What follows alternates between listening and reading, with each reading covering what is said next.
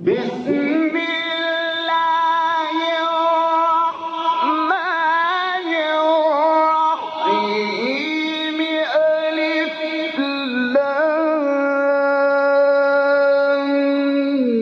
ميم ذلك الكتاب لا ريب فيه هدى للمتقين.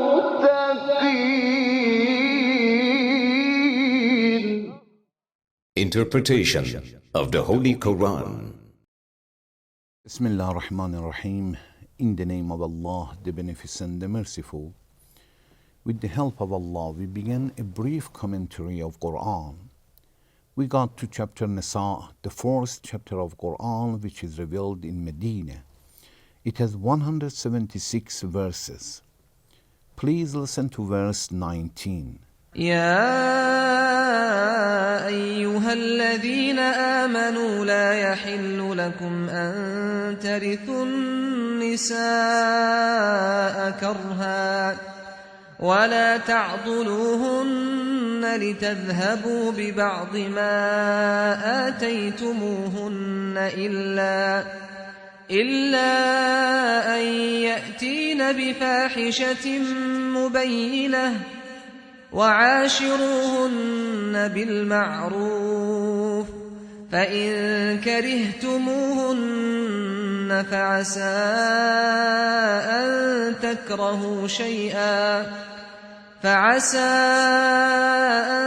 تكرهوا شيئا ويجعل الله فيه خيرا كثيرا. O you who believe, it is not lawful for you that you should take women as heritage against their will, and do not straiten them in order that you may take part of what you have given them, unless they are guilty of manifest indecency. وعاشروهن بالمعروف فإن كرهتموهن فعسى أن تكرهوا شيئا ويجعل الله فيه خيرا كثيرا. And treat them kindly. Then if you hate them, it may be that you dislike things while Allah has placed abundant good in it. In this verse, Allah is advising especially men for having good relation with their family, with their wives.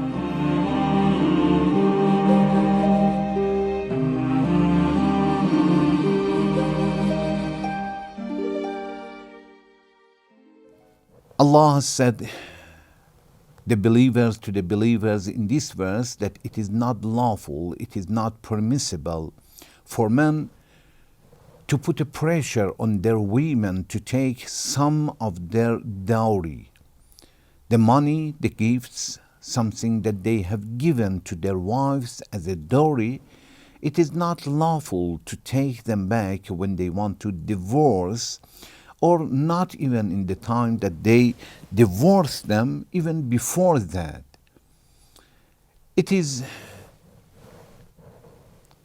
allowed for women that after marriage to ask the dowry from their husband. And it is obligated for the husbands to give the dowry to their wives if financially they are okay and it is possible for them to give the dowry to their wives. When they married, after that immediately the wife can ask their husbands. Unfortunately, as we have in the history, we know in the history it happens, and it was happening, that the men were putting pressure on their wives to take some of the gifts or the money that they were giving to their wives in the time of marriage. Islam has stopped it and told the men that it is not allowed. Ya ayyuhalladhina amanu, O believers, la yahillu lakum, it is not permissible to you, it is not lawful to you, an tarisun nisa'a karhan. First, to take the women as an inheritance. In the time of Jahiliyyah, there was a style, sunnah, that when a man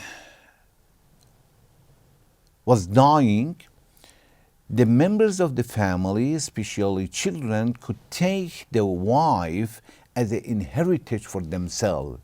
They were inherit the wife also. They were going to sleep, they were going to live with their wives. They were considering the wife as a money or property.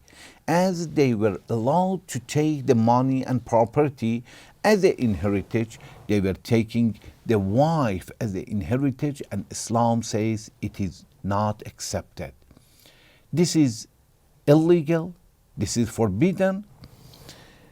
And tarasun nisa'a karhan. Karhan, it means by force, against her will, against their will. If they don't like it, nobody can take them as a wife by force, because to consider them as an inheritance, this is wrong. Of course, if after the husband die, if the wife wants to marry to anybody she wants, she can go and marry. Although with some, like their children or the father's children, of course she cannot marry, definitely. But to others who are allowed, and we are going to talk about them, that who are these people that the wife can marry with them after her husband dies. Of course, she can marry. It is by her decision. It is as she likes it. But nobody can take the wife as an inheritance. This is one point. Then Allah says, وَلَا تَعْضُلُوهُنَّ لِتَذْهَبُوا بِبَعْضِ مَا آتَيْتُمُوهُنَّ. It is not allowed and lawful to straiten their wives to take some parts or all the dowry that they have given to their wives. The husband wants to divorce the wife, wants to pay the money to the new wife. It is not accepted, and it is not legal and accepted Islamically to put the pressure on the wife to take some of the dowry to be able to marry to somebody else. وَلَا تَعْضُلُوهُنَّ, it means is not lawful to put pressure on the wives. لِتَذْهَبُوا بِبَعْضِ مَا آتَيْتُمُوهُنَّ, until the husband's man will take some of the money or gifts or anything that he has given to the wife as a dowry. لِتَذْهَبُوا بِبَعْضِ مَا آتَيْتُمُوهُنَّ, it means until the wives will forgive and give to the husband some parts of whatever the husband has given to them, the man have given to their wives. إِلَّا أَن يَأْتِينَ بِفَاحِشَةٍ مُبَيَّنَةٍ. There is an exception. Allah says, unless the husband will do something wrong, it will bring manifest indecency. In this time, of course, it is allowed to the husband to put some pressure on their wives. It means when the wives will bring in manifest indecency, fahishatin mubayyana. What is fahisha? Fahisha, scholars said, one of the meaning for fahisha, it means adultery. It means unless the wife will commit adultery, this is one of the meaning. There is another meaning, some scholars say, no, fahisha, it means the wife will not obey the husband anymore, will not listen to the husband. Anytime husband wants to stay home, not to go somewhere, she doesn't listen to the husband. If the husband requests something that she doesn't accept it, she becomes nashazah in Arabic word. And in this case, of course, some rights that the women have in this time, of course, they will be omitted and will be waived. Allah says in this case, according to this idea that fahisha means nashiza, it means when the women will disobey completely their husbands, Allah says, in this case, you can put some pressure on the wives because she has committed sin, and the husband can separate temporarily for some time from their wives to put a little pressure on that. So Allah said, you cannot put a pressure on the wives, on the women. You cannot stay far from her for some times. As Allah said, وَلَا تَعَلُّلُوهُنَّ.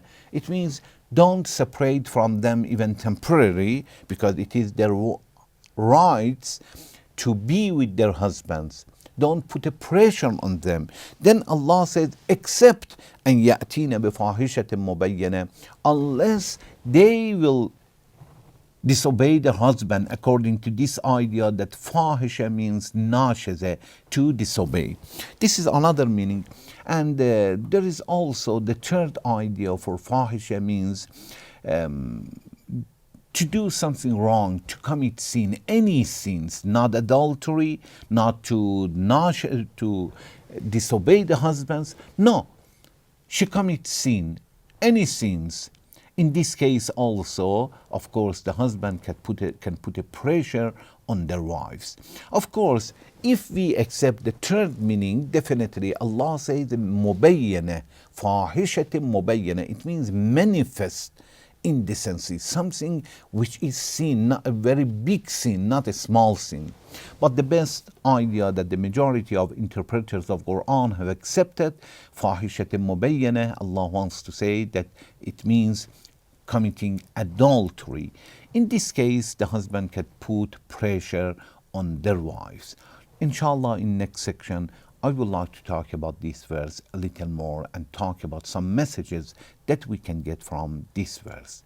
Thank you very much for watching. Wassalamu alaikum wa rahmatullahi wa barakatuh.